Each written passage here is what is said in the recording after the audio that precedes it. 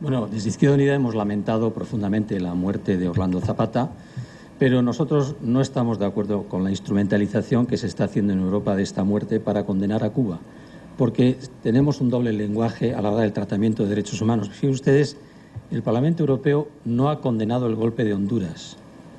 El Parlamento Europeo no ha condenado la aparición de la mayor fosa común de América Latina en Colombia, 2.000 cadáveres, fruto de una ejecución sumarial por parte del ejército colombiano. No condena los asesinatos de sindicalistas ni de Colombia ni de Honduras. No condena las agresiones con Israel y no solamente no condena, sino que le da un tratamiento de asociación. Sí. Bueno, yo quiero empezar con una pregunta. ¿Por qué un muerto en Cuba es más importante que 500 muertos en Honduras desde que se inició el golpe de Estado? Yo tengo la respuesta. La respuesta es que en América Latina las cosas han cambiado. En América Latina ya no se obedece a Estados Unidos. En América Latina hay una fractura cultural en la dependencia, no solo a patrocinadores, a maestrazgos, sino también a intermediarios. Ya no se necesita a España como intermediaria. Entonces, América Latina tiene un referente y es Cuba. Un referente, por cierto, moral. Bueno, yo también, una vez más, condenar y lamentar, aunque que ya lo hice en su momento, aunque hubo quien no quiso escucharme, la muerte de Orlando Zapata, pero por otro lado veo en las imágenes, una vez más, que solo vemos en Cuba lo que está sucediendo respecto a la disidencia cubana. No se nos muestran nunca las manifestaciones que está habiendo estos días también de miles y miles de ciudadanos cubanos que se están manifestando exigiendo respeto a la autodeterminación y a la libertad del pueblo cubano, ¿no? Entonces, estas manifestaciones raramente aparecen en la televisión y una vez más acabamos de comprobar que no salen. Por otro lado, no sé de dónde saca el señor Moragas los 206 presos políticos en Cuba. Amnistía Internacional reconoce a 26 exactamente, pero si continuamos leyendo unos párrafos más abajo, reconoce que todos estos señores y señoras que están en la cárcel han recibido cantidades millonarias de dinero de los Estados Unidos y de las asociaciones mafiosas de Miami para intentar desestabilizar al gobierno cubano. Esto en cualquier país del mundo supone muchos años de cárcel. Exactamente, es decir, en Cuba es uno de los lugares donde menos se violan los derechos humanos. Si hacemos una comparación real con otros países, es decir, estamos hablando de un lugar donde hay un respeto absoluto a la vida, donde las comisiones para atender en defensa civil cuando hay un huracán buscan a cada persona en su casa y procuran que preserve la vida, donde la natalidad es una de las menores en América Latina. Estamos hablando de un lugar que tiene más médicos que España, per cápita. Estamos en un lugar que ha llevado médicos a 60 países del mundo. ¿Con qué autoridad moral podemos exigir respeto a los derechos humanos en Cuba cuando, según Amnistía Internacional, que usted ha nombrado, en Europa las fuerzas y cuerpos de seguridad del Estado practican la tortura y los malos tratos, los crímenes cometidos por las fuerzas de seguridad del Estado, impunidad para los responsables de los crímenes cometidos por las fuerzas y cuerpos de seguridad del Estado?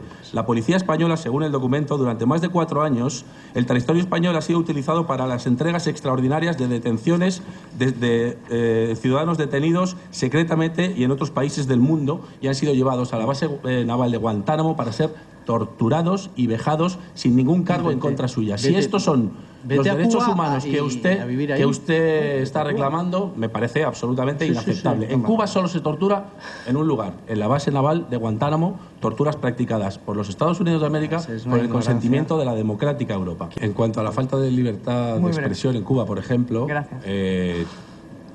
Cuba, La Habana está llena de corresponsales extranjeros que no paran continuamente de tergiversar, de mentir, de manipular lo que está sucediendo en la isla. Todos hemos visto a la madre de Orlando Zapata, en paz descanse, llamarle asesino a Raúl Castro. Ella sigue estando en su casa. Y ya el colmo del delirio fue hace poco. En las televisiones decían, vean ustedes cómo la policía cubana actúa con brutalidad contra las damas de blanco. Mientras veíamos en las imágenes como 10 o 12 mujeres policías sin armar, ni siquiera una porra, cogían a unas señoras, las metían en una furgoneta y las llevaban puerta por puerta a cada uno de sus respectivos domicilios. Me gustaría saber, las millones de personas que en este país han acudido a manifestaciones, me gustaría ver qué es para los medios de comunicación de este país actuar con brutalidad. Todos hemos visto cómo la policía antidisturbios de este país masacra cada vez que hay una manifestación que a ellos no les conviene, con sus porras, sus cascos, sus botes de goma. Pero es una dictadura. Eso no ha ocurrido jamás en Cuba en la historia de la revolución, nunca. Señalar una cosa, esta no es una campaña internacional, señor Moragas. esta es una campaña de dos polos importantes, Estados Unidos y España. España siguiendo, es decir, la derecha española, para ser más exacto, siguiendo el criterio norteamericano. Si en los 100 titulares de la prensa digital que aparecieron en los días siguientes, de los 100 titulares, 93 eran de España y de Estados Unidos. De esos 52 eran de España, del país, del mundo, de ABC. Me parece fascinante que todavía continúes diciendo que lo que se hace aquí no se puede hacer en Cuba cuando acabamos de tener una conexión en directo con un disidente cubano que no está encarcelado, ni mucho menos, sino que está siendo atendido por sus problemas de salud debido a una huelga de hambre, no lo olvidemos, voluntaria. Y no solo él, sino decenas de disidentes hablan todos los días en la radio y en la televisión. ¿Dónde está la falta de libertad de expresión? Eso por un lado. Por otro lado, me sigue fascinando que un partido o varios partidos supuestamente democráticos que han gobernado este país se permitan el lujo de darle lecciones democráticas a otros países cuando, por ejemplo, nos metieron en la OTAN a traición, cuando, por ejemplo, montaron un grupo terrorista estatal llamado los GAL, cuando, por ejemplo, nos llevaron a una guerra ilegal y no permitida por el 90% de la población, cuando, por ejemplo, mantiene al 20% de la población española viviendo en el umbral de la pobreza a día de hoy, cuando, por ejemplo, mantiene a 4 millones de parados tirados en la calle a día de hoy. ¿Dónde está la democracia? ¿Cómo podemos dar lecciones de democracia desde Europa o desde España, en este caso, a ningún país del mundo? Yo le quiero decir al señor Fariñas, con toda sinceridad, que ningún gobierno europeo, de la Unión Europea, ninguno, excarcelaría a un solo preso por una huelga de hambre. Ni un solo gobierno europeo.